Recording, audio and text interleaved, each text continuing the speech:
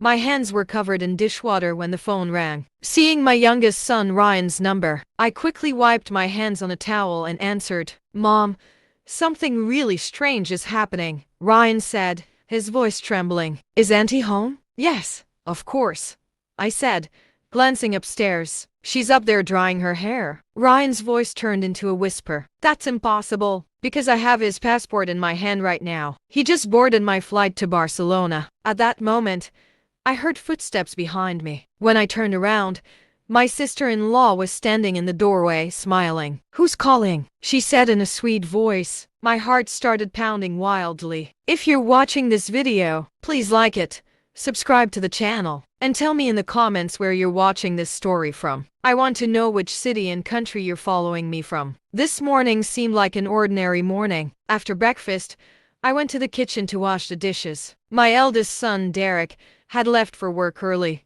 leaving the house quiet. His grandson, Oliver, that mischievous 7-year-old boy, had already gone on the school bus. My sister-in-law, Vivian, Derek's wife, was upstairs drying her hair. "Mom, I'm going to fix my hair a little," he called from upstairs. "Okay, honey," I said, putting the plates in the cupboard. As I placed the last plate down, the phone rang. It was my young son, Ryan. He was my pride and joy, a pilot who had dreamed of conquering the skies since childhood. He was now working as a co-pilot for an airline. "Mom, I just wanted to say hello," she said cheerfully. "I have a little time during the transfer." Hearing his voice always warmed my heart. I asked a few questions. How was his flight? How was he? Ryan was smiling, saying everything was great. But suddenly his tone changed, as if he hesitated to say something. "Mom, something very strange happened," she said slowly. "Is my aunt home?" I looked towards the stairs. I could hear the sound of a hairdryer coming from upstairs. "Yes, son.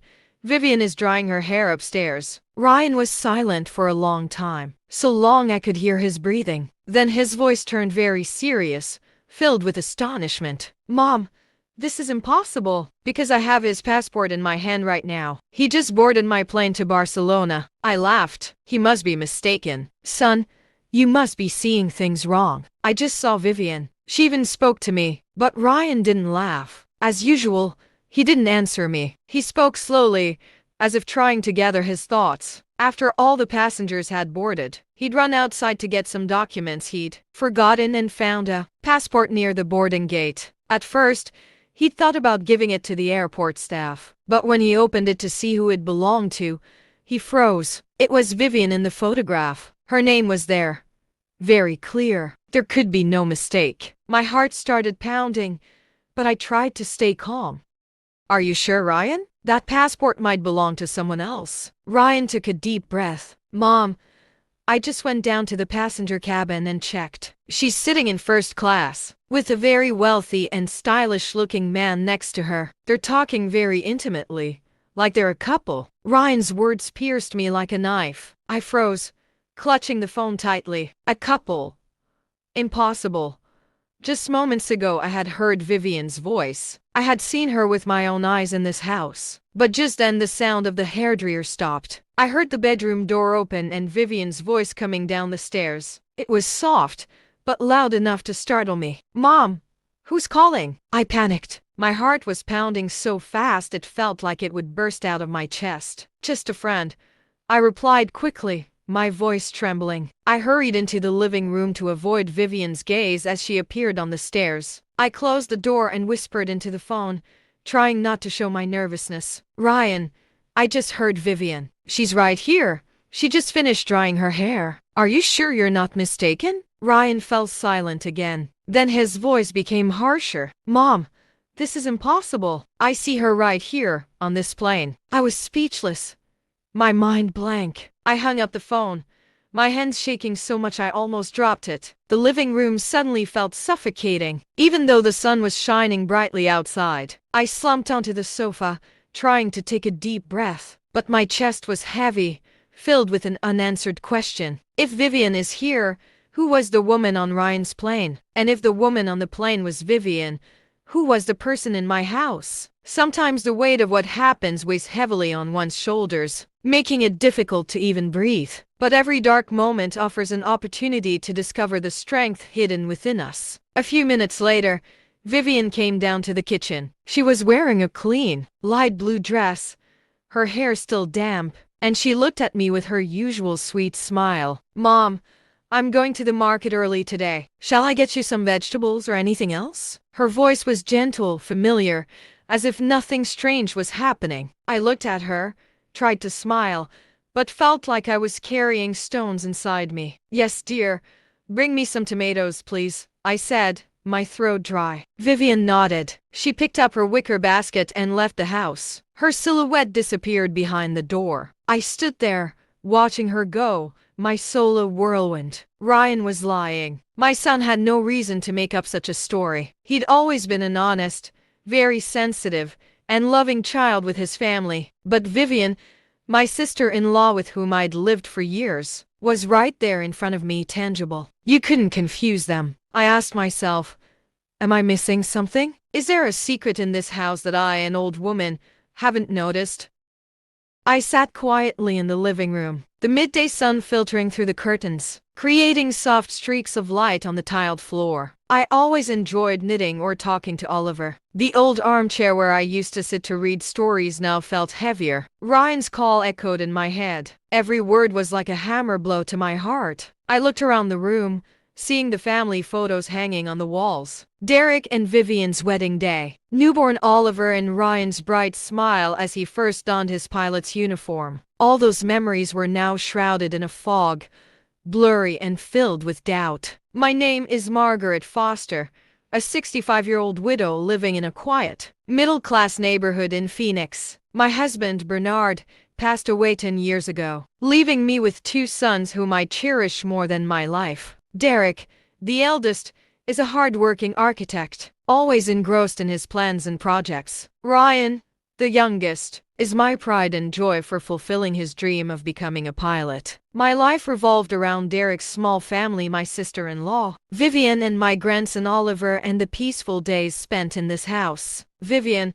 my sister-in-law, was always the perfect model in my eyes. Beautiful, hardworking, always impeccable. From her style of dress to the way she looked at Oliver. I still remember their wedding day, a big party in the garden of her parents' house. Although Vivian's family wasn't wealthy, they did everything they could to make everything perfect. Vivian entered my home with a confident smile and a bright gaze, as if she were born to be a wonderful wife and mother. I would think how lucky I was to have such a sister-in-law. Vivian left for the market. I sat down, unconsciously gripping the edge of the tablecloth. Ryan's call had prompted me to re-examine small details that had previously seemed normal. There were days when Vivian would leave the house saying she was going to the market or to see a friend, but when she returned, she looked like a different person. One day she was completely sweet, cuddling Oliver and singing to him to lull him to sleep. But other days she was grumpy and would yell at me just because I forgot to put the salt shaker away. I used to think it was just a young woman's mood swings, but now I wasn't so sure. My heart was tied in a knot, as if someone was playing with all the memories I had cherished for so long. I remember once, a few months ago, Vivian picked up a pen with her right hand to write down the grocery list. Her handwriting was neat and clean, but the next day I saw her using her left hand, and her writing was more slanted, as if she wasn't used to it. I asked her, "Since when have you been writing with your other hand, dear?" She laughed and quickly replied, "Oh, just for fun, Mom.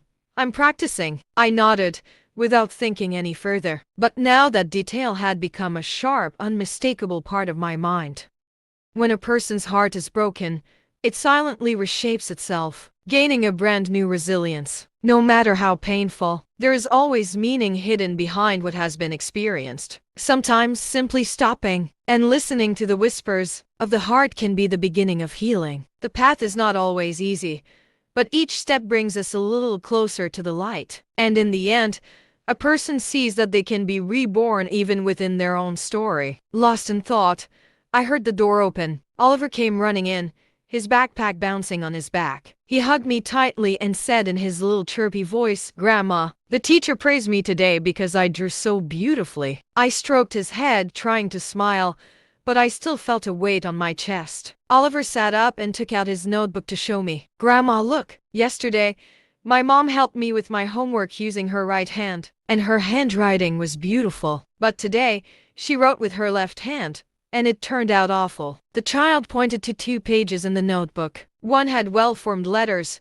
the other had crooked letters. I looked at the handwriting, and my heart sank. "Your mother must be busy today. She was tired. That's why she wrote that," I said, trying to hide my surprise. But Oliver looked at me with innocent eyes. "Grandma, my mom is so strange. Some days she hugs me really tightly, but other days she doesn't even look at me." My grandson's words were another stab in the back. I hugged him, trying to comfort him, but my mind was starting to race. Just then the doorbell rang. I got up, opened the door, and saw my good neighbor, Mrs. Peterson, standing there with the plate Vivian had brought her the previous day. She smiled with her usual kind smile, but there was a look of curiosity in her eyes. "Margaret, your sister-in-law is very nice, but I noticed yesterday that she handed me the plate with her left hand. You told me she's right-handed, didn't you? That's strange. Or maybe she's ambidextrous." I forced a smile and replied,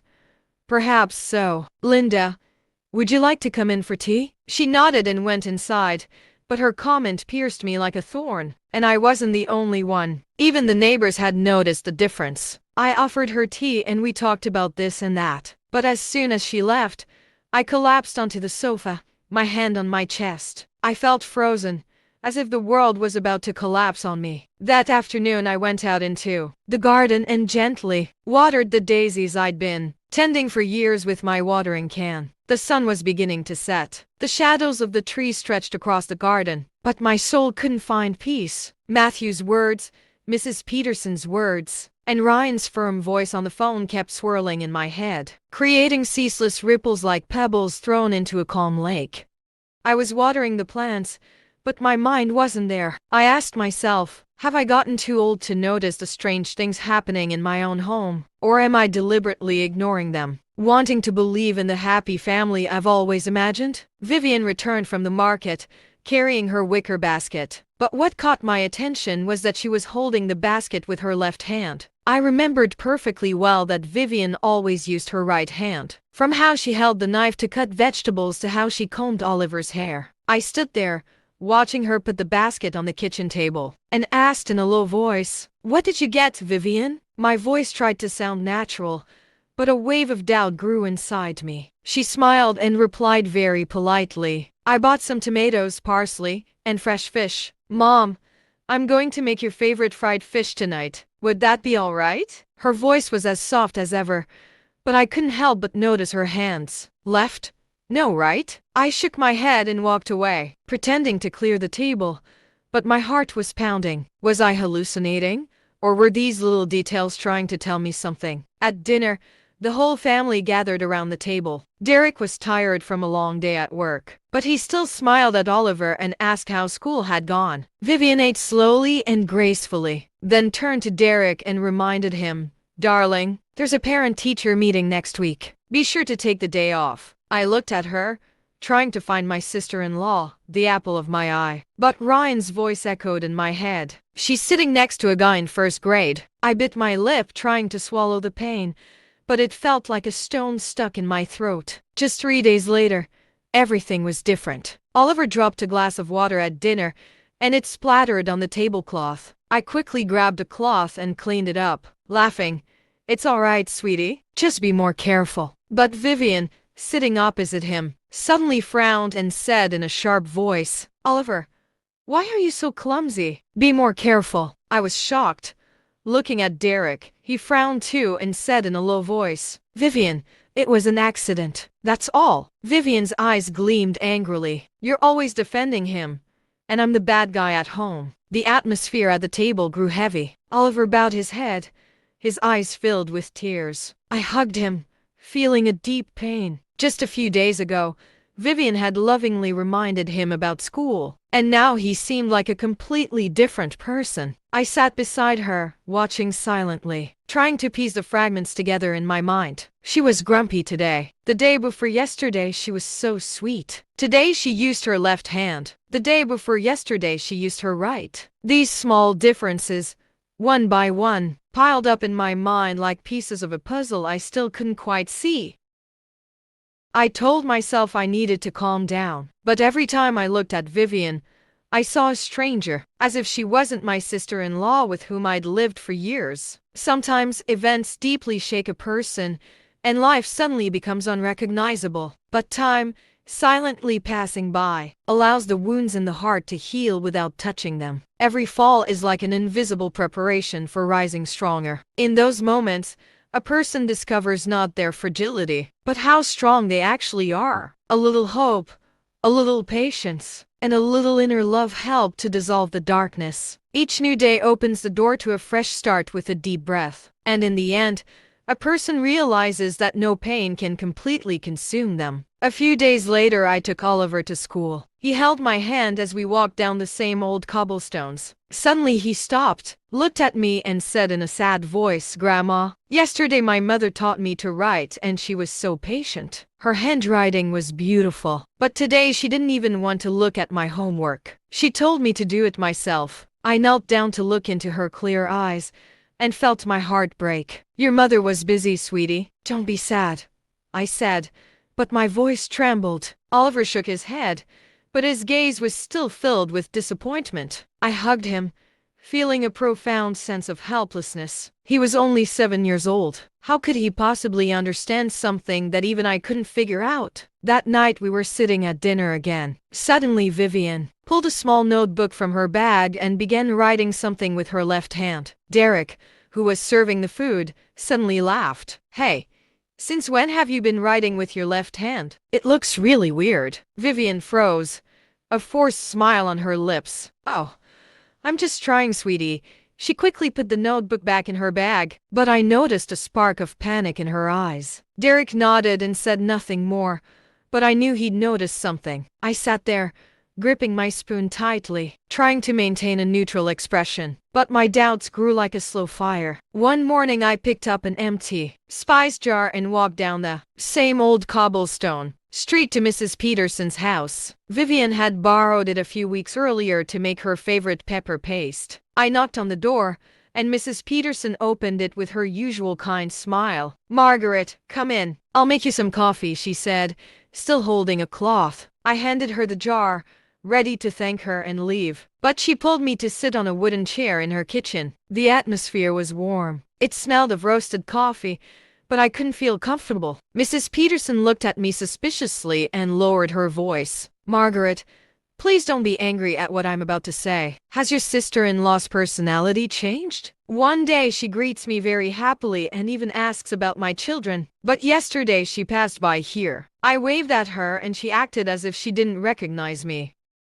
Mrs. Peterson's words were another stone in the restless lake of my heart. I forced a smile and replied, "He must be in a hurry. Linda, you know how young people are these days." But I was troubled. I knew Mrs. Peterson wasn't just talking for the sake of talking. She was a very sensitive person, always paying attention to detail. If even she noticed how strange Vivian was, then my suspicions were no longer just a figment of my imagination. "Thompson's Bakery, where I always bought sweet bread for Oliver, Mr. Thompson." She was behind the counter and smiled when she saw me. "Miss Foster, what can I get for the little champion today?" I asked for some pastries and suddenly he asked, "Aren't you Derek's mother? His wife came by the other day. She was lovely. She even said how delicious my bread was. But this morning she came back grumpy. She took the bread and didn't even say thank you. She just left." I froze, gripping the handle of my bag. "Joe must be tired," I replied, my voice trembling. I thanked him quickly and left. Mr. Thompson's words were another knife, cutting even deeper into the doubts growing within me. Every event, no matter how difficult or complex, leaves a mark on one's inner world. These marks sometimes hurt, but over time they transform into wisdom and understanding. The moments when we are broken are actually moments when we are reshaped. Even the silence of the heart continues to calmly preserve the hope it carries within. Each step becomes a small but precious memory on the path to healing. The rhythm of life sometimes slows down, sometimes speeds up, but it never completely stops. In the end, one realizes that all experiences prepare them for a stronger future. When I got home, I made myself some tea and sat on the veranda. The wind was blowing gently, carrying the scent of daisies from the garden. I looked towards the street leading to the market where Vivian always walked. Suddenly, I saw her returning, carrying her shopping bag, but she greeted me in a dry voice. "Good afternoon, Mom." There was no smile, no happiness like yesterday when she boasted about finding a good price for parsley. I shook my head and replied in a low voice, "You've already returned." But I couldn't help but observe her more closely. The blouse she was wearing today was navy blue, different from the white one she wore when she left. I tried to ask her in a soft voice, "Why did you change your blouse?" Vivian paused for a second and then quickly replied, "Oh, it got stained. I had to change it." She smiled faintly and hurried into the kitchen. I stayed there, teacup in hand, feeling as if a rock were crushing my chest. Mrs. Peterson's words, Mr. Thompson's words, and the way Vivian had answered me. Everything was forcing me to stop ignoring things. That night we were all having dinner. Oliver was talking about school in his cheerful little voice, but I noticed Vivian just nodded, not responding as she usually did. When Derek asked, "Have you finished your meal? Is your mother going to collect the plates?" Oliver suddenly turned to me and said innocently, "Grandma, oh, my mom didn't sing to me to help me fall asleep, but yesterday she sang me that song you always sing, that sweet lullaby, and it sounded so lovely." At Vivian, she was serving herself food and wasn't reacting, but Oliver's words were like a needle to my heart. That lullaby, that sweet lullaby I sang to Bernard and Ryan. Only Vivian and I knew it in this house. So why did he say it yesterday and not today? Why did it change so quickly? I got up to clear the plates, but my mind wasn't there anymore. I remembered the times Vivian would leave the house saying she was going to see a friend, only to return with a strange look. One day she brought home a bouquet of fresh flowers, saying a friend had given it to her. But another day, she got angry when I asked, "Where did you go today that you're back so late?" I used to think these details were insignificant, but now they were a much bigger secret. I could no longer ignore the growing doubts within me. That night, after cleaning the kitchen, I sat at the dining table and pulled an old notebook from the drawer, my hand trembling. I wrote the first line.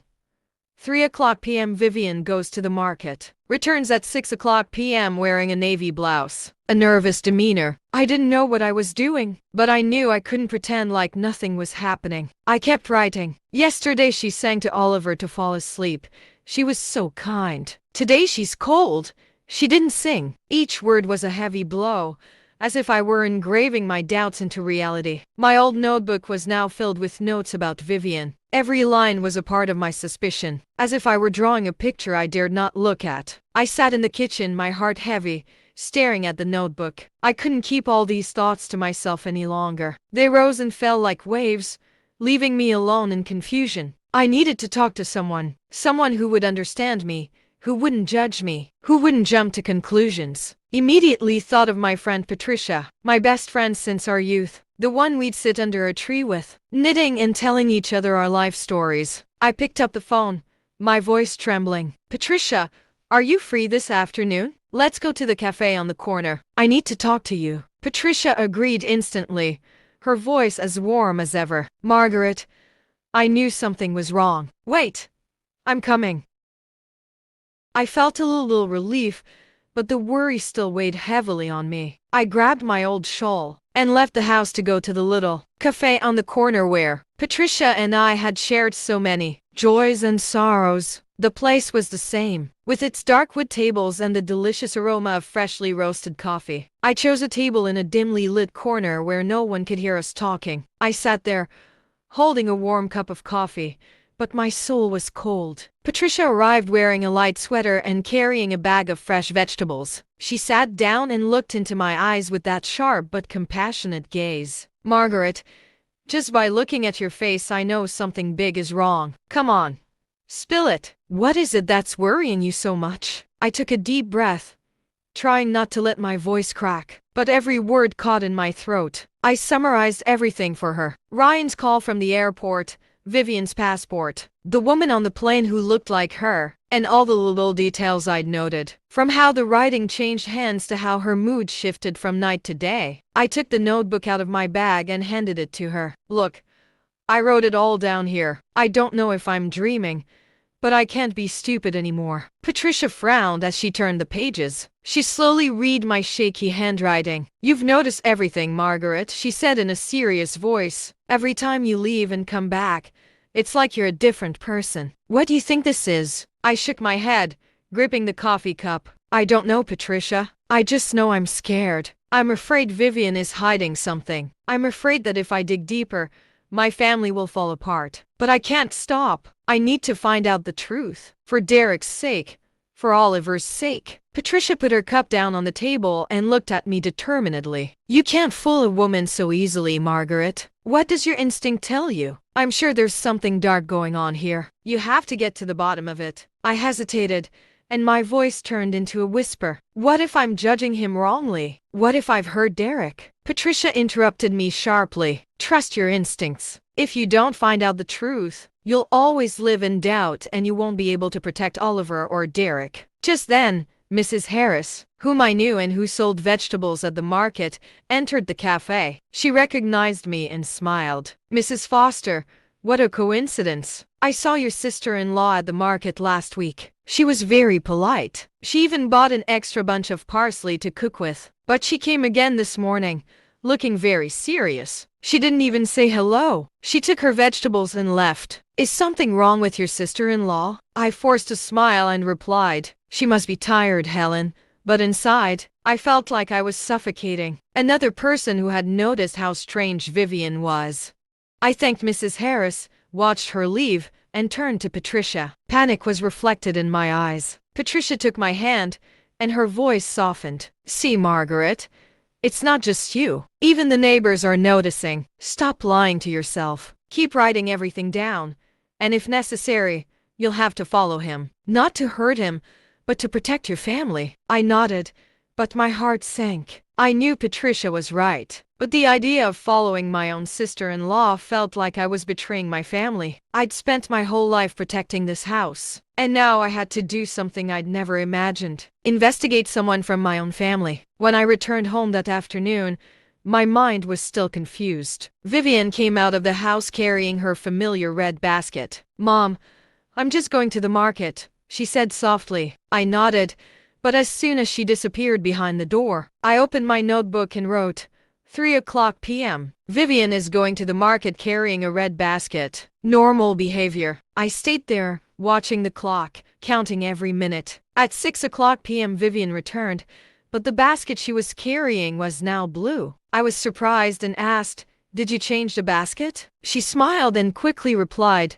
yes. The other one broke and a friend lent me this one. I nodded, but my hands trembling. As I added to the notebook, he returned at 6:00 p.m., carrying a blue basket, his voice a little hurried. My notes were piling up. Each line brought me one step closer to the truth, but at the same time, one step further away from the old mother who only knew how to love and trust. That weekend Derek went to work early for overtime and Oliver was at an event at school. So the house was quiet.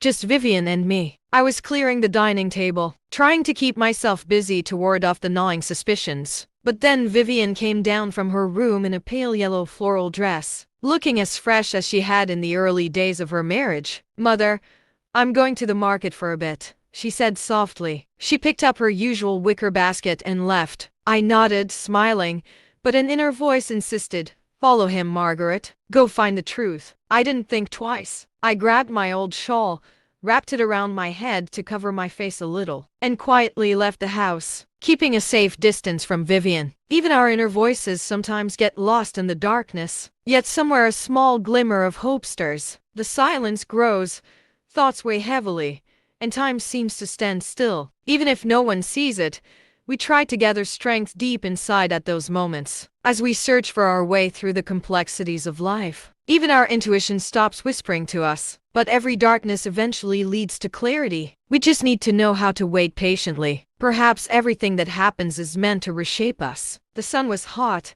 Sweat was soaking my back. But I didn't care. I just really wanted to know where he was going, what he was doing.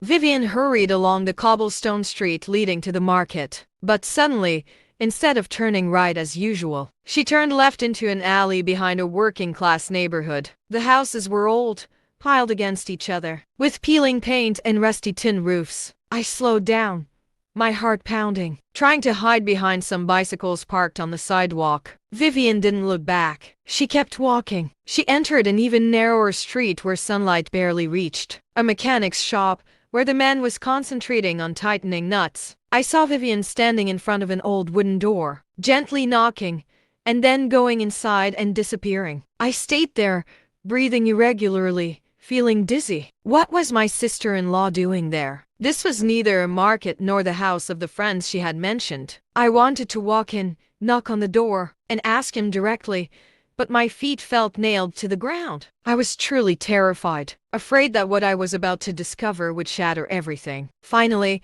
I turned around and went back home, my mind filled with questions, each step heavier than the last. The moment I forced the door open, I froze. Vivian was standing in the kitchen, chopping vegetables in a white blouse, completely different from the floral dress she'd worn when she left. She frowned and glared at me with cold, sharp eyes. "Mom, where did you go that you're only just back?" I froze. My mouth went dry. I couldn't utter a word. Just minutes ago I'd seen her walking down that street in that yellow dress. How could she be back so quickly? And that blouse? I stammered. I just went for a walk, that's all. Vivian nodded without saying anything else, but her gaze sent a shiver down my spine. I went up to my room to look for something, but really it was to escape that look, to calm my heart pounding wildly in my chest. That night I was sitting knitting when Oliver ran into my room. His cheeks flushed from playing in the garden. He clung to my legs, sobbing. "Grandma, Mom yelled at me just for dropping a pencil. Not like yesterday. Yesterday she was so kind. She even hugged me." Oliver in my arms stroked his head, but felt a burning sensation inside. "Your mother was tired, sweetie. Don't be sad," I said, but my voice trembled. Oliver hid his face in my shoulder and whispered, "Grandma, I want my mom from yesterday." I hugged her tighter, tears welling up in my eyes. My granddaughter's words were like a knife, digging even deeper into my doubts. I couldn't sleep that night. I lay in bed, my eyes wide open, staring at the ceiling. The images kept repeating in my head. Vivian walking down the street in her floral dress. Vivian standing in the kitchen in her white blouse. And Ryan's voice. "She's on my plane." I took the notebook out of the drawer and wrote a sentence that I myself couldn't bring myself to believe. Maybe they aren't the same person. That sentence felt like a curse and sent shivers down my spine. The next morning I decided to go back to that street. I couldn't bear the suspicion any longer. Vivian's portrait was hanging in the living room. I grabbed the family photo, with Derek and Oliver smiling brightly beside him. I clutched it tightly and left the house, determined but terrified. Stall where a middle-aged woman was airing out coal. I showed her the photograph and asked, "Excuse me, have you seen this young woman around here before?" The woman looked closely and then pointed.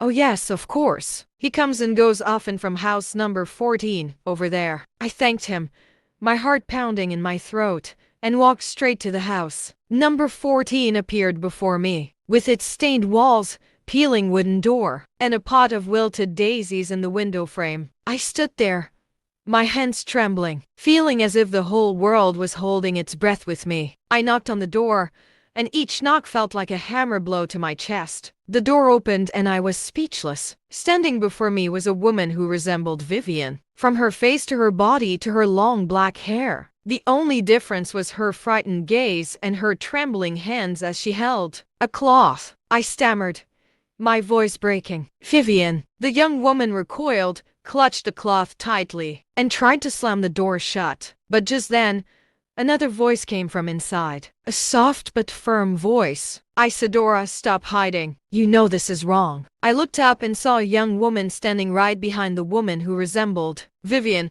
emerging from a corner of the room. She was slender, her hair in a bun, and had an intelligent but gentle look. She glanced at me and smiled slightly. "My name is Emma Clark, Isadora's roommate. Mrs. Foster, please come in. It's time to know the truth." I took a deep breath, trying to keep my legs from trembling, and entered the small tin-roofed house. The walls were stained, the concrete floor cracked, and a faint smell of disinfectant hung in the air. In one corner, an old man coughed weakly, lying on an old bed covered with a tattered blanket. I felt the space overwhelming me, but I walked on anyway and sat down on the wooden chair Emma pointed to. Vivian lowered her head, her voice barely a whisper. "I'm sorry, I am not Vivian. My name is Isadora." I looked at her, my mind racing, unable to say anything.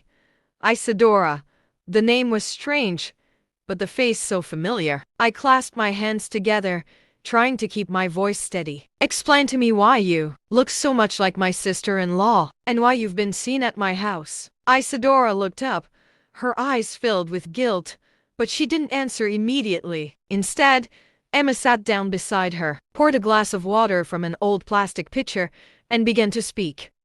"Isadora is very poor, Mrs. Foster," Emma said in a calm, clear voice. "Her adoptive parents are very ill, especially the gentleman lying there. A few years ago, Isadora met Vivian by chance in a market. They looked like twins, and Vivian took advantage of that. She offered Isadora to take her place, to replace her for a few hours whenever she needed her. Isadora refused, but Vivian paid her very well, and her family needed the money for medicine. At Isadora and saw that her head was bowed, her grip on the cloth so tightly that her knuckles were white. Why does she need someone to take her place? I pressed, my voice filled with disbelief. Why does Vivian need someone to take her place? Isadora looked up, her voice trembling. "I don't know everything, madam. He would just tell me, stay home for a few hours, do some things like go to the market, look after the child, and then he would give me money.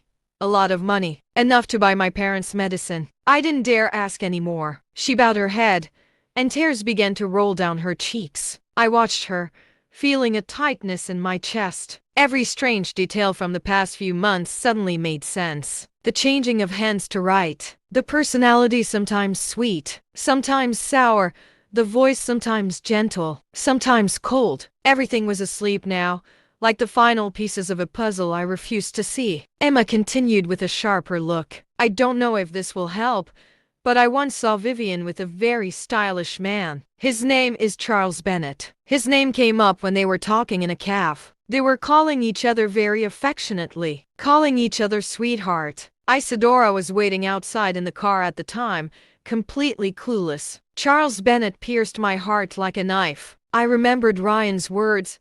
"He sits next to a rich guy in first grade." The small room seemed to spin around me. I tried to stay calm, but my hands were shaking so much I knocked over the glass of water. Emma rushed to clean it up, but I just shook my head. My voice choked with emotion.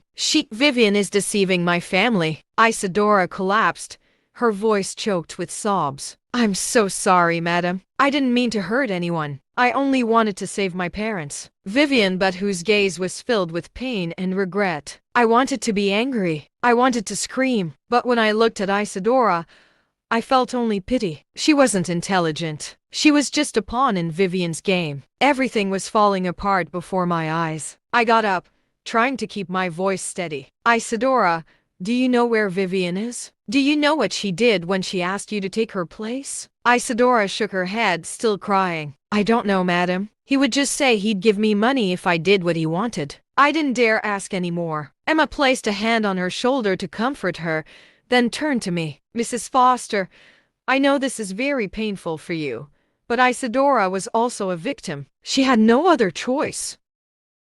I looked around the humble house, hearing the faint voice of the man in the bed. I understood Isadora's despair, but that didn't erase the feeling of betrayal I felt. I clenched my fists, trying to hold back my tears. "I don't blame you, Isadora, but I need to know the truth. I need to protect my son and my grandson." I stood up, feeling the world collapsing on me. "Thank you, Emma, for telling me the truth. I'll be back." I stepped out of the house, the bright sun blinding my eyes, but my heart was cold. Everything was falling apart. But I knew the truth now, and there was no turning back. The next morning I returned to that little street. The stained walls and peeling wooden door had become an obsession in my mind. The sun was still warm, but there was a chill inside me, as if I were carrying the cold wind of unresolved doubts. I knocked on the door of house number 14, holding a family photograph, as if I possessed an amulet that would give me the courage to face reality. This time,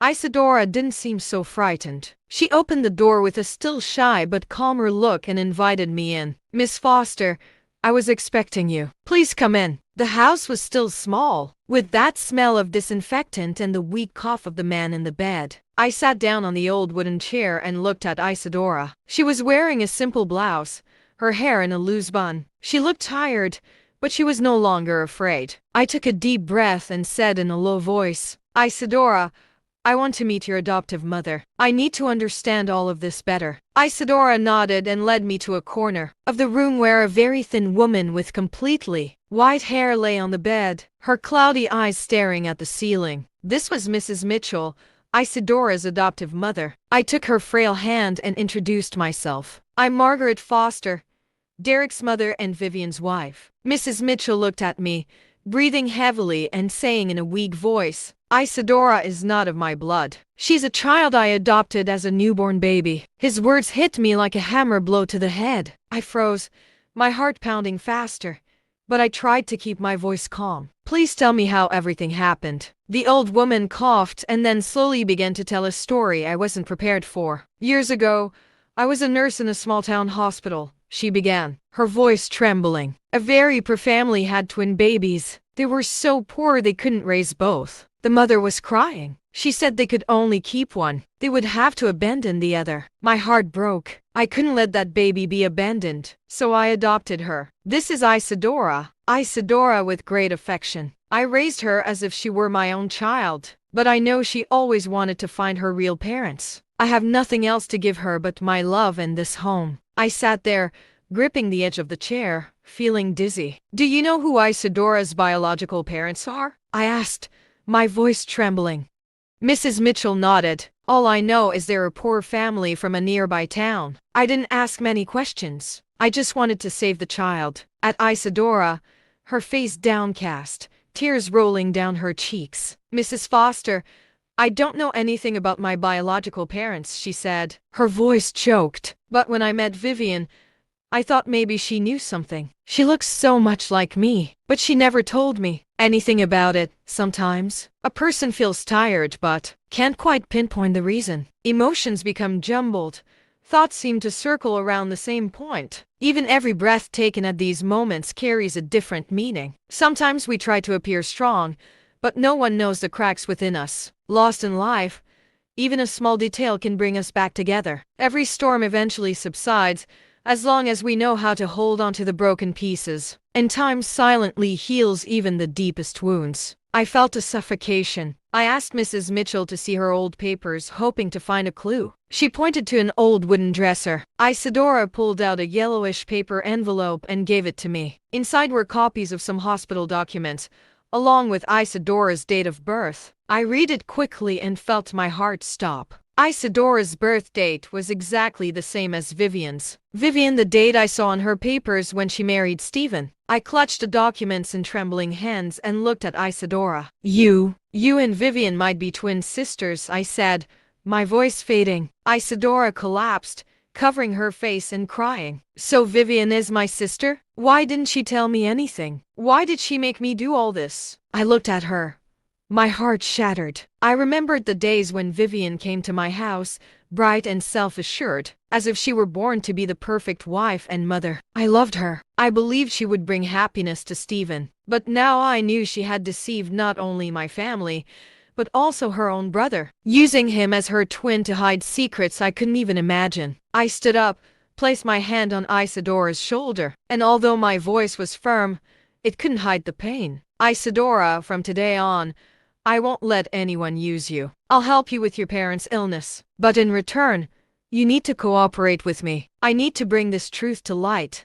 For Derek's sake, for Oliver's sake. Isadora still cried and shook her head. I will help you. I don't want to live in this lie anymore. I looked at her and saw sincerity in her eyes. And for the first time in the midst of the storm, I felt a glimmer of hope. That night I invited Derek and Isadora over. Ivan had also flown in from his business trip. I prepared a special family dinner. I laid out a white tablecloth and lit a few candles. I cooked Derek's favorite peppers and Oliver's always wanted fried fish. We sat down at the table. At first, the atmosphere was lively. But then I gestured to Ivan.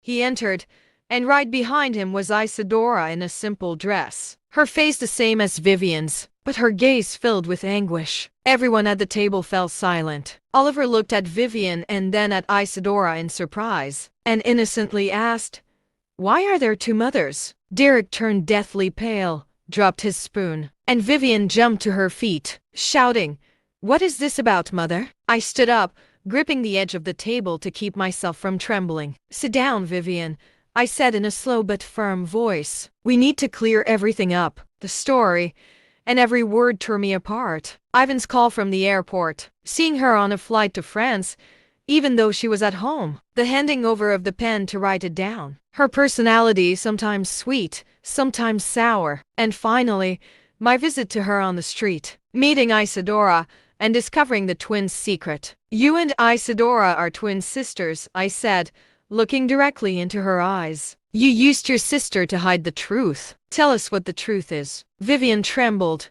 her face as white as paper. She tried to defend herself, shouting, "He's making it all up to humiliate me. How dare he?" But Ivan walked over and noisily placed a stack of papers on the table. "This is a copy of your electronic passport, with entry and exit stamps from France," he said sharply. "You can't be both at home and flying to France at the same time." Vivian, she looked at the papers, her lips pressed together, unable to say anything. Oliver, sitting beside her, suddenly interrupted in an innocent but sorrowful voice. "That's right, Grandma. Some days Mom is an angel, other days she's really mean. I don't like my mean mom." My grandson's words were like a knife stab, and I had to hold back my tears. The air in the room was so heavy it was hard to breathe. I shook my head and gestured to Emma, who had just entered through the back door. She stood there with a sharp gaze and told everyone, "I saw Vivian with Charles Bennett. They were calling each other sweetheart, and he hired Isadora to impersonate her to deceive the family." Derek turned to his wife,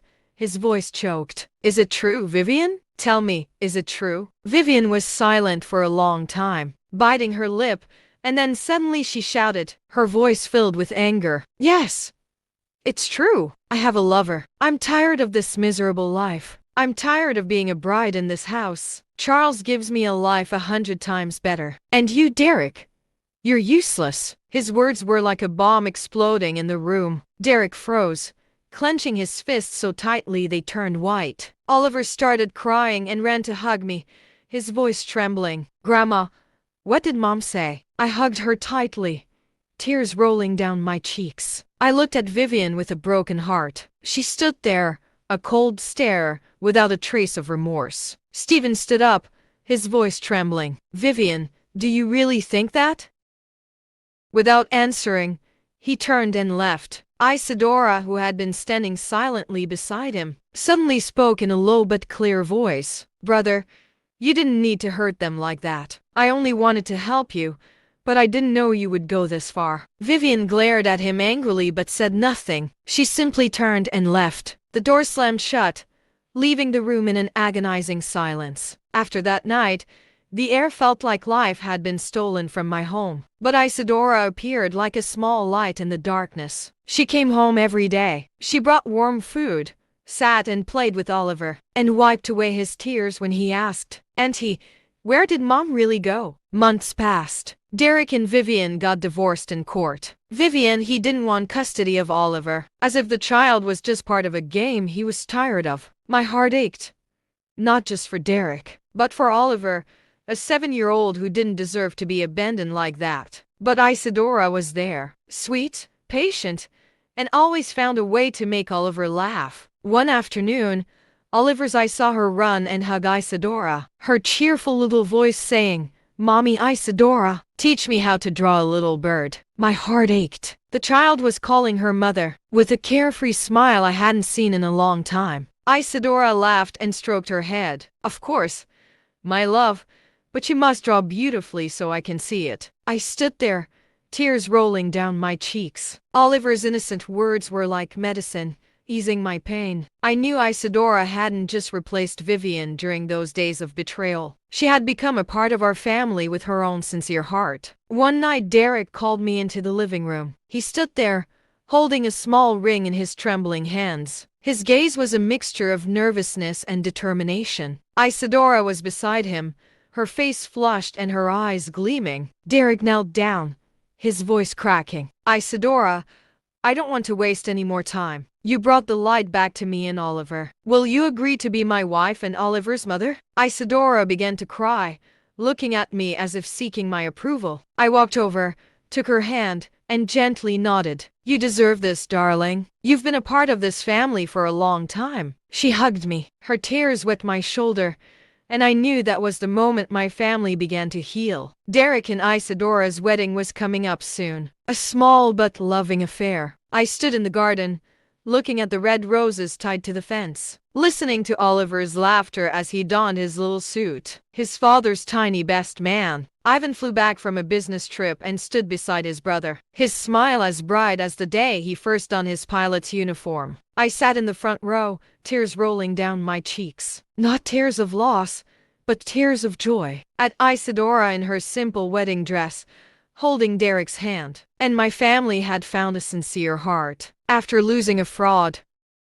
life returned to normal. Isadora continued her simple life, caring for Derek and Oliver with all her love. She cooked warm meals, sang Oliver the sweet lullaby I used to sing to my sons, and put him to sleep. Every night she sat beside Derek, listening with a proud look in her eyes as he talked about his plans and projects. Oliver no longer asked about his other mother. He only approached Isadora, calling her mother with a bright smile. I looked at my family and saw the wounds slowly healing. I sat on the veranda late one night. A gentle breeze was blowing in the garden. I could hear Oliver's laughter from inside, mingled with Isadora's sweet voice. I glanced inside and saw Derek concentrating on his work. Isadora making him a cup of tea, placing it beside him, and giving him a soft kiss on the forehead. I smiled, my heart finally feeling at peace. I thought back to the long road I'd taken, from my first doubts, from Ryan's call, to that dark alley where I discovered the truth. The truth had been brutal,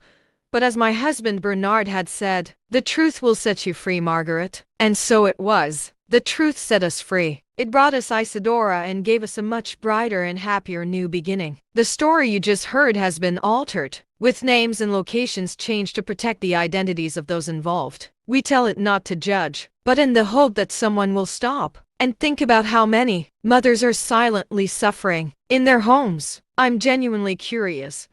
What would you do if you were in my place? Would you choose to remain silent to preserve peace? Or would you dare to face everything to reclaim your voice? I want to know your opinion because every story is like a candle that can illuminate the path for someone else. May God always bless us, and I believe that courage leads us to better days. Meanwhile, on the final screen, I'm leaving you with two of the channel's most popular stories. I'm sure they'll surprise you. Thank you for staying with me until now. Every person carries within them an untold story and hidden pain. Feelings that cannot be put into words sometimes silently grow within us. Even when everything seems normal from the outside, the storm within can continue. Sometimes the support we hear from no one is simply the resilience of our own hearts. As time passes, the shadow of what has happened lightens and gives way to acceptance. As we get back on our feet, the traces of the past guide us. Perhaps the greatest strength is the patience that resides calmly within us.